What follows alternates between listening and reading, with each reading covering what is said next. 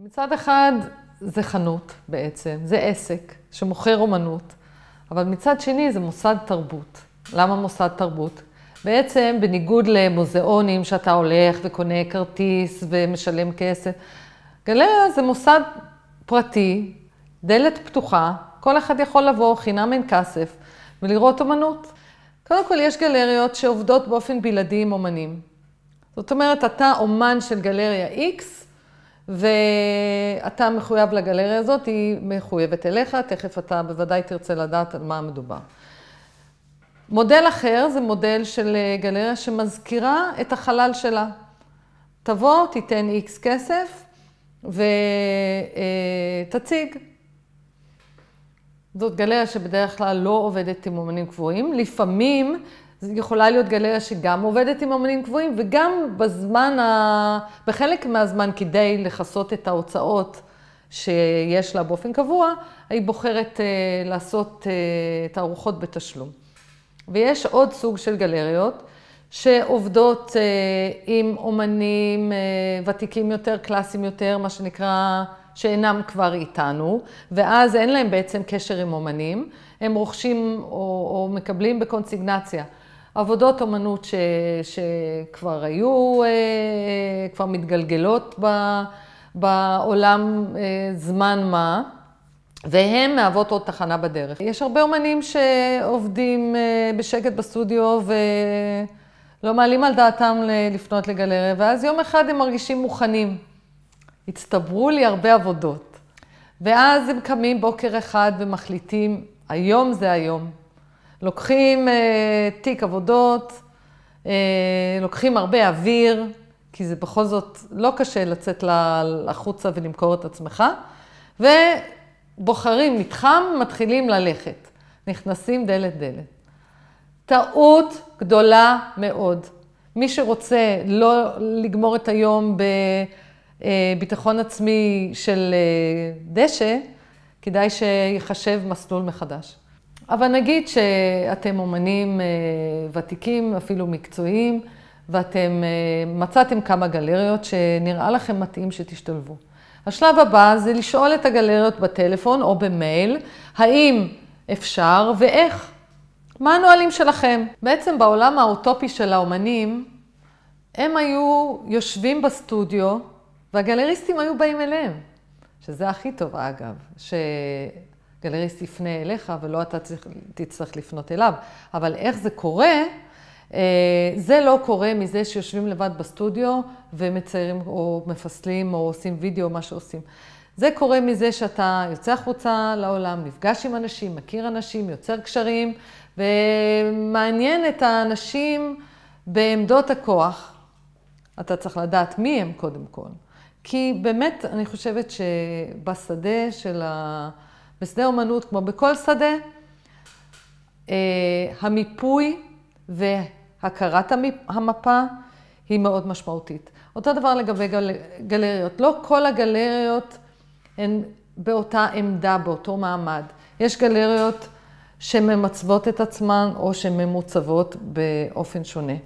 יש למשל גלריות שעובדות בחוץ לארץ, שעובדות, יש להן מערכות קשרים עם חול, מציגים את האומנים שלהם בגלריות בחוץ לארץ, שזה מסת נפשם של הרבה אומנים, אז הם כדאי שיתמקדו בגלריות האלה. הגלריות האלה הן גם יותר בררניות. כך שבאמת בשביל להגיע לגלריות שהן מתמחות באומנות עכשווית, הן מציגות בחוץ לארץ, הן משתתפות בירידים, זה דורש קצת יותר מטלפון וחיטוט רגליים.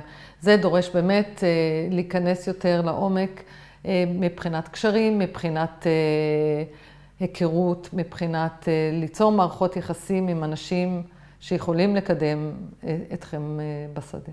קראתי פעם שיש שם משווים יחסים בין אומנים לגלריה לנישואין. אני מסכימה עם זה.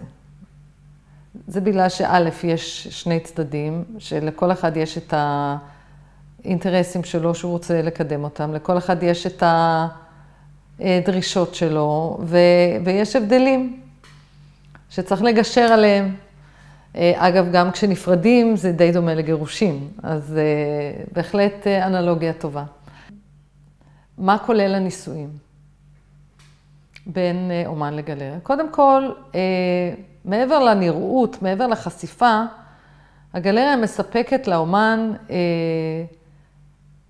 אמצעים שיווקיים בכלים שעומדים לרשותה, מערכת הקשרים שלה, מעגל הלקוחות שלה, רשימת הדיבור שלה שכוללת גם עיתונאים, גם עוצרים, גם אספנים פוטנציאליים, אנשים שיכולים לתת משנה תוקף לבחירות שלה, מבקרי אומנות שיכולים לבוא ולכתוב, עוצרים מוזיאונים שיכולים להגיד, האומן הזה שלכם שכבר סימנתם אותו, שכבר בחרתם אותו, יכול להתאים לי לתערוכה כזאת או אחרת.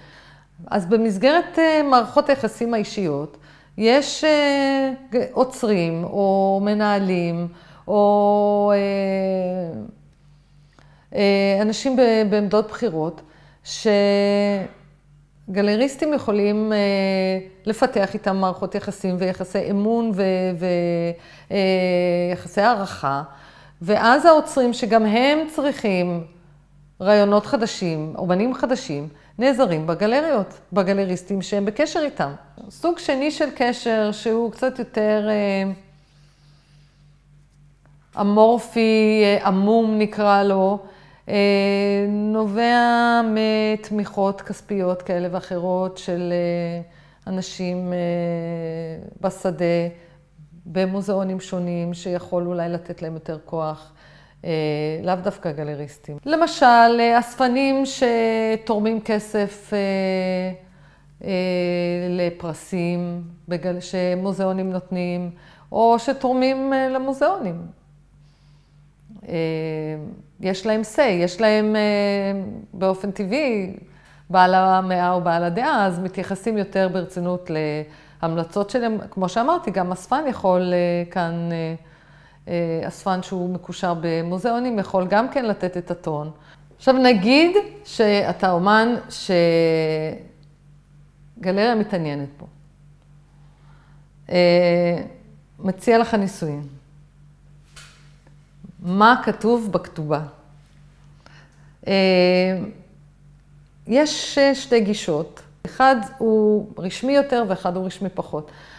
אופן ההתקשרות הרשמי כרוך בחתימה על חוזה. אופן ההתקשרות הלא רשמי כרוך בלחיצת יד, בהסכמה שבעל פה. יש שאומרים שזה עדיף ויש שאומרים שזה עדיף.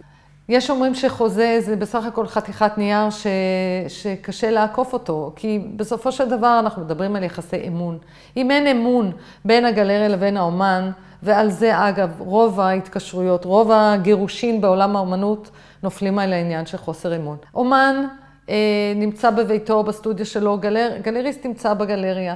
אם מישהו מתקשר לאומן ואומר, תשמע, ראיתי עבודות שלך בגלריה X, אני רוצה לבוא אליך לסטודיו, כאן נדרשת מהאומן רמת מוסר גבוהה, זאת אומרת יושר. כל אקט של רכישה נעשה דרך הגלריה. בעולם האוטופי של הגלריסטים, ככה זה עובד. בפועל, אנחנו יודעים שיש הרבה אומנים שאין להם את הלויאליות הזאת, וזה פוגע מאוד באמון של הגלריסטים באומנים. ברגע שיש חוזה, הדברים כתובים, שני הצדדים חתומים עליהם, אז גם כל אחד יודע על מה הוא חתם, מה מצופה ממנו. עניין הציפיות פה הוא עניין מאוד עקרוני. התאמת ציפיות זה דבר חיוני בין אומן לגלריסט. אומן הוא אחד בודד והוא הכי חשוב לעצמו באופן טבעי. גלריסט יש לו כמה וכמה אומנים. אז כבר יש פה איזה חוסר איזון, ויש פה בדיוק נמצא המפתח לחוסר ההבנה וחוסר סביעות רצון של האומן. אני לא יודעת כמה אומנים סטטיסטית יגידו שהם מרוצים מהגלריה שלהם. יש גבול מסוים מבחינת המחיר, מה האומן שלא הציג אף פעם בשום מקום יכול לבקש. זאת אומרת, יכול לבקש מה שהוא רוצה, השאלה כמה ישלמו. בשלב מסוים אתה תגיע לסיטואציה שבו ישאלו אותך איפה הצגת. ואם תגיד בפרויה של איזה תיאטרון או אולם אירועים, זה לא בדיוק עושה את הרושם המתבקש.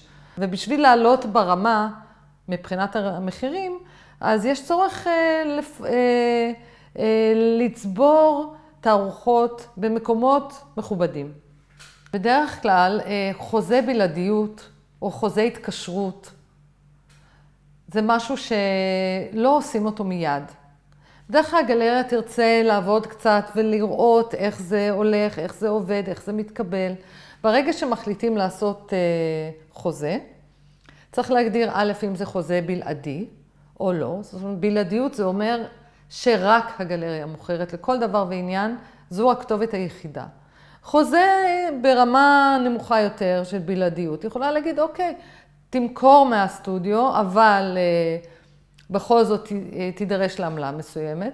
והחוזה האחר יכול להיות אד הוק. לתקופה הזאת והזאת, אנחנו רוצים להציג עבודות שלך לתערוכה. זה אומר שבזמן התערוכה ו3 חודשים אחרי התערוכה, נאמר, עבודות שהוצגו פיזית בתערוכה, ייגבה מהם עמלת גלריה, בהנחה שהגלריה עשתה שיווק וחשיפה לעבודות האלה, שבלעדיהן אף אחד לא היה יודע עליהן. בניגוד אולי למה שחושבים, זה לא פשוט למכור אומנות. אומנות זה לא לחם, זה לא חלב, אפשר להסתדר בחיים בלי זה. אם היה כל כך קל למכור אומנות, אני מניחה שכל האומנים היו מוכרים אומנות בעצמם, ולא היו נזקקים לגלריות, אבל המכירה של אומנות היא דבר הרבה יותר מורכב. כל העניין של הענקת ערך לאותו בד שיש עליו קצת צבע, או לאותו נייר עם אמולסיה שיש עליו דימוי, זה בעצם העבודה של הגלריסטים. לתת בעצם הצדקה למחיר מסוים. זה דברים שמאוד אמורפיים, הם מאוד עמומים. אין ערך אינהרנטי ליצירת אומנות. היא שווה בעצם את עלות החומרים שמהם היא עשויה ואת שעות העבודה של האומן. כל המערך הלוגיסטי של השיווק ושל החשיפה ושל הכתיבה ושל הביקורת והיסטוריונים שכותבים ומוזיאונים שמציגים וקטלוגים שמוציאים, כל הדברים האלה בעצם הם מעניקים את הערך הסימבולי, את הערך התרבותי הנוסף שמאפשר לאומנים לקבל מחירים מאוד גבוהים לעבודות שלהם. וזה בעצם העבודה שלנו, וזה מה שאנחנו מצופים לעשות, וזה מה שאנחנו משתדלים לעשות, למרות שזה מאוד לא פשוט. ואנחנו גם בתור גלריסטים מאוד היינו רוצים לקיים מערכות יחסים טובות, מועילות ופוריות עם אומנים, בלי עוגמת נפש, בלי אכזבות, בלי תקיעות סכין בגב. ואני מקווה שהווידאו הזה יעזור במעט גם לאומנים להבין קצת יותר טוב איך זה עובד. הגלריסטים הם לא הרעים. יש לנו אותה מטרה, אנחנו צריכים לעבוד עליה ביחד. המטרה גם שלנו כגלריסטים, גם של האומנים, זה למכור כמה שיותר אומנות ולהתפרנס מזה בכבוד, גם אנחנו וגם אתם.